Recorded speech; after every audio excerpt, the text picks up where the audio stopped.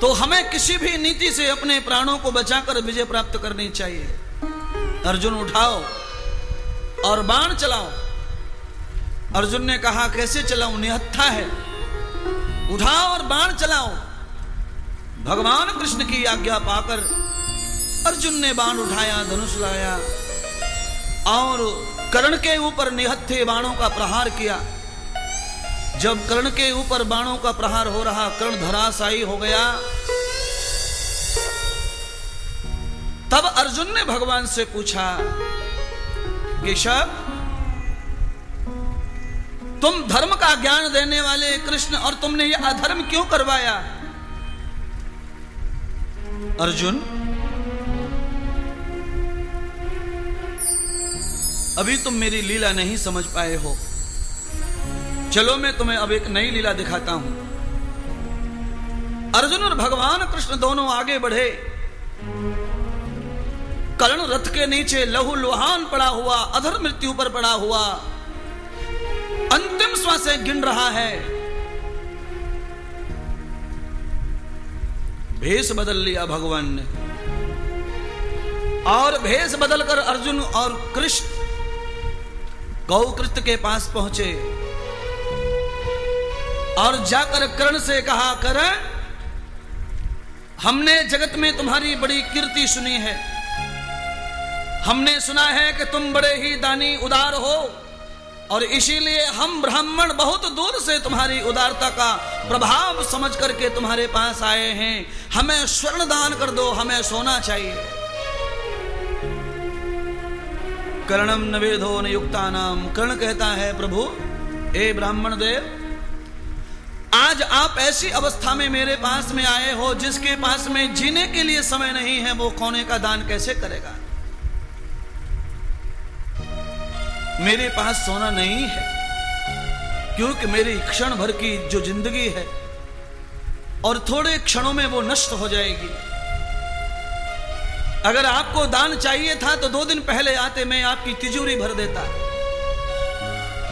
आज आप आए हो, मैं मृत्यु के दिन गिन रहा हूं, समय गिन रहा हूं, और आप स्वर्ण का दान मांग रहे हो। भगवान कहते हैं ब्राह्मण का रूप बनाकर, हे कर्ण, अगर हम लोग खाली हाथ लौट गए तो हम तुम्हारी बड़ी अपकीर्ति कर देंगे, चारों तरफ तुम्हारी बदनामी करेंगे।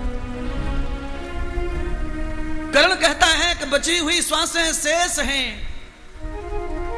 पहले ही हमने दुर्योधन का साथ देकर अपने जमीर को मार लिया है, और आज अगर ब्राह्मण अपने द्वार से खाली हाथ लौट गया तो बचा कुचा जमीर भी नष्ट हो जाएगा, और हमारी मृत्यु के साथ केवल अपयश जाएगा।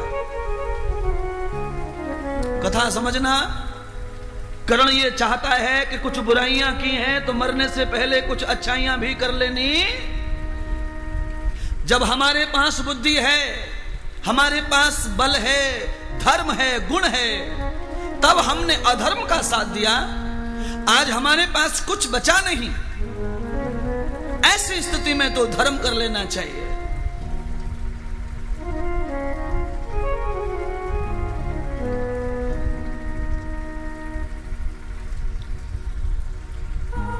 जोर से मुक्का मारकर कर्ण ने अपने 2 दांत तोड़ लिए। दोनों दांतों में सोना लगाया हुआ था कर्ण के। दोनों दांत तोड़कर हाथ में रखकर भगवान श्याम सुंदर को पेश किया। भगवान कहते ही न तो नवेदो नवासिताम दान मूलो विशुद्धतः। कर्ण, तुम्हारा झूठा दान ब्राह्मण को दान करोगे, ये बड़ा पाप है। अपना झूठा भोजन, झूठा प्रसाद, झूठा धन कभी ब्राह्मण को दान न करे। शास्त्र कहता है कि अपने घर में कोई न कोई चीज ऐसी रखो जो अपने भोग से अलग वाली हो। भाई, जिस आटे में से हम रोज रोटी पकाते हैं उस आटे का अन्नदान ना करें। जिस पैसे में से हर रोज अपन निकालते रहते उसमें से दान ना करें। घर में दुनिया भर की जगह रहती है, दान पुण्य करने के लिए थोड़ा पैसा बाजू में रख दो। भोजन साधु संतों को खिलाना हो, थोड़ा सा आटा बाजू में रख दो। तुम्हारे खाने का आटा खत्म हो गया, उस दिन दूसरा आटा आता ही है। साधु के लिए जो आटा रखा वो पुराना हो रहा है तो उसे निकाल के तुम पका लो, नए आटे में से और निकाल के रख दो। अक्ल चाहिए केवल संसार चलाने के लिए, बाकी और कुछ चाहिए नहीं।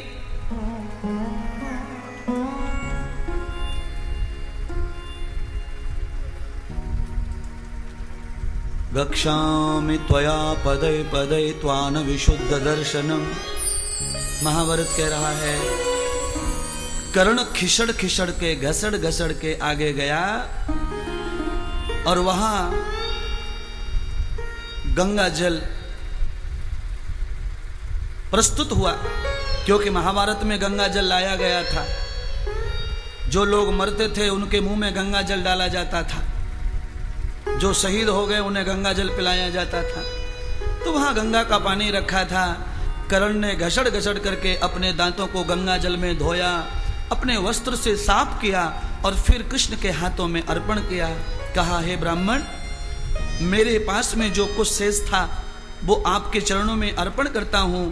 अब खाली मुझे आप इतना आशीर्वाद दे दो कि मुझे मृत्यु के समय, अब मेरी मृत्यु है, मृत्यु के समय मुझे भगवान का दर्शन हो जाए और मेरे पापों का अंत हो जाए। उसी समय ब्राह्मण के रूप में जो कृष्ण आए थे उन्होंने वही भगवान का रूप धारण कर लिया और कर्ण को अपना दर्शन देकर उनके सारे पापों को नष्ट करके उन्हें वैकुंठ का आनंद प्रदान कर दिया। अर्जुन चमत्कार देख के पागल हो गया।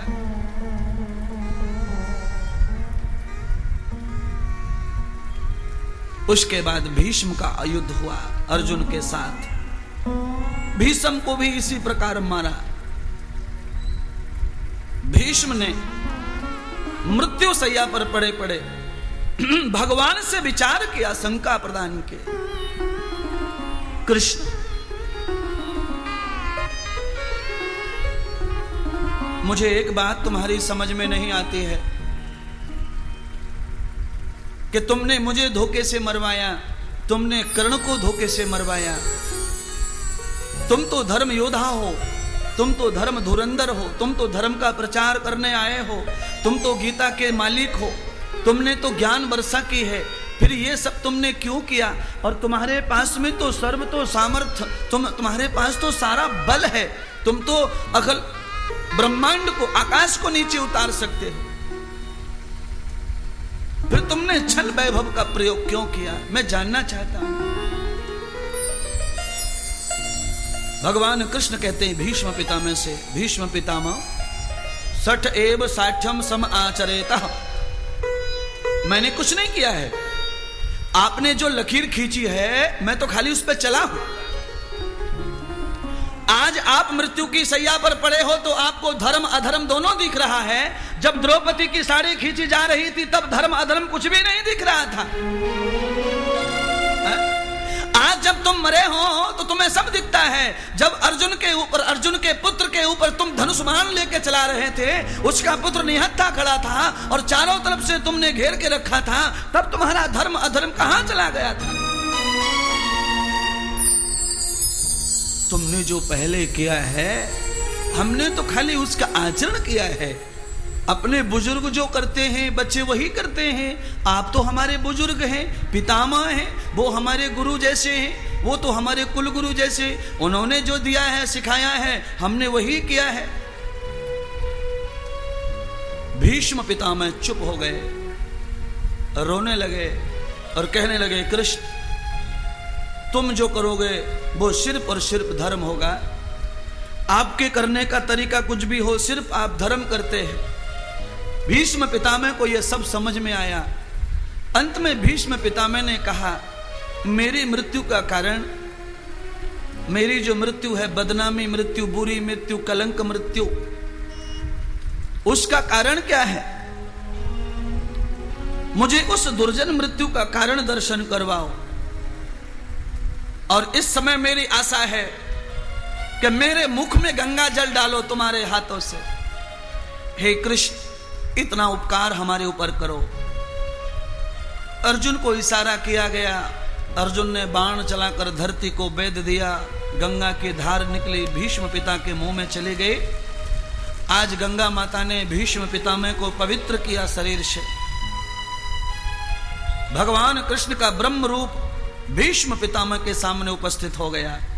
और भीष्म पितामह के गई हुई जिंदगी का दर्शन भगवान कृष्ण वाणी से कराते हैं। जिनका जीवन बीत गया है उनके लिए केवल और केवल वाणी ही उनका दर्शन करा सकती है। राम का जीवन चला गया, कृष्ण का जीवन चला गया, अर्जुन का जीवन चला गया, द्रौपदी का जीवन चला गया, सुखदेव का जीवन चला गया, परीक्षित का जीवन चला गया।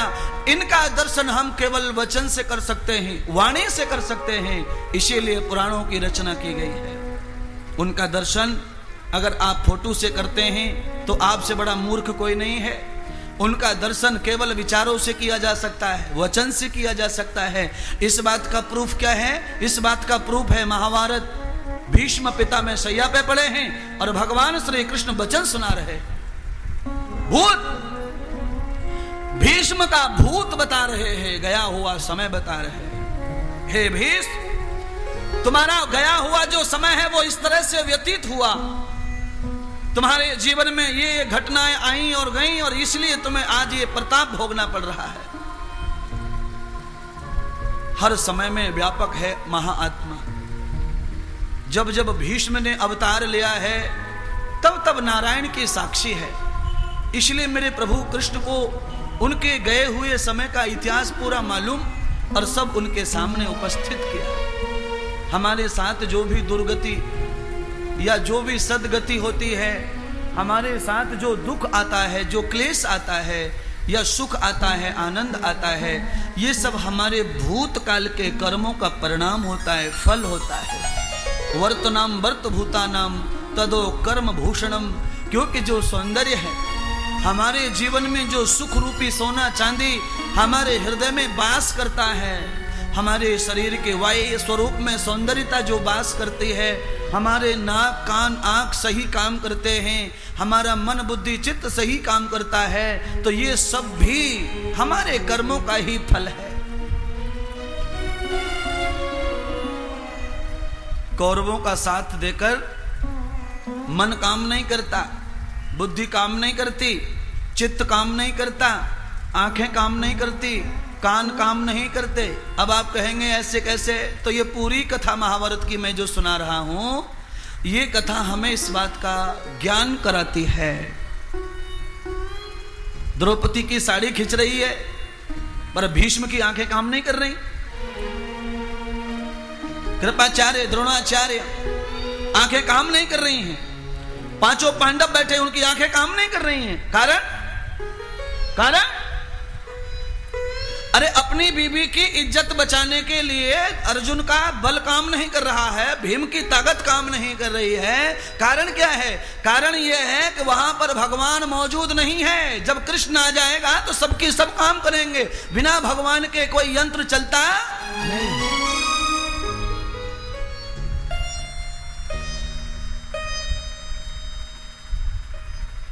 विसंगतो न गतेन भागवतम त्वया विष्णु रूपाणाम जातो न ध्वनिन चित्ताः मन बुद्धिन योग सर्वसे अमृतो न वेद सरस्वती धीमहि न त्वायते जात वेदो न योगानाम परवानंदम केशव।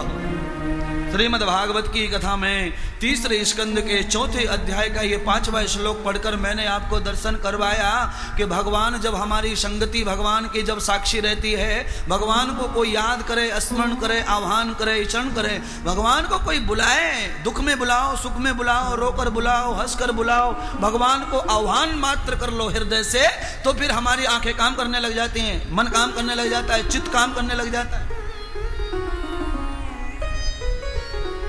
ये अर्जुन वही है जिसने बाण चलाकर गंगा पानी निकाल लिया, धरती में से पाताल में बाण भेज दिया, एक ही बाण में पाताल फूट के ऊपर आ गया। ये वही अर्जुन है। और भीम भी वही है जिसने दुर्योधन की जंगा के चकनाचूर चटनी बना दी, गदा से तोड़ दी। भीम वहां था, दुर्योधन भी वहां था, कहां गया बल? तो आज के पूरे कथा का एक ही सिद्धांत है, हमारे आंखों में न्याय अन्याय धर्म अधर्म, हमारे कानों में न्याय अन्याय धर्म अधर्म, हमारी बुद्धि में न्याय अन्याय धर्म अधर्म, हमारे मन में सत्य असत्य का ज्ञान तब ही होता है जब हमारे समक्ष में भगवान होता है। बिना भगवान के अन्याय और न्याय का ज्ञान हमें नहीं हो सकता। सप्रपद्यं न ब्रूयता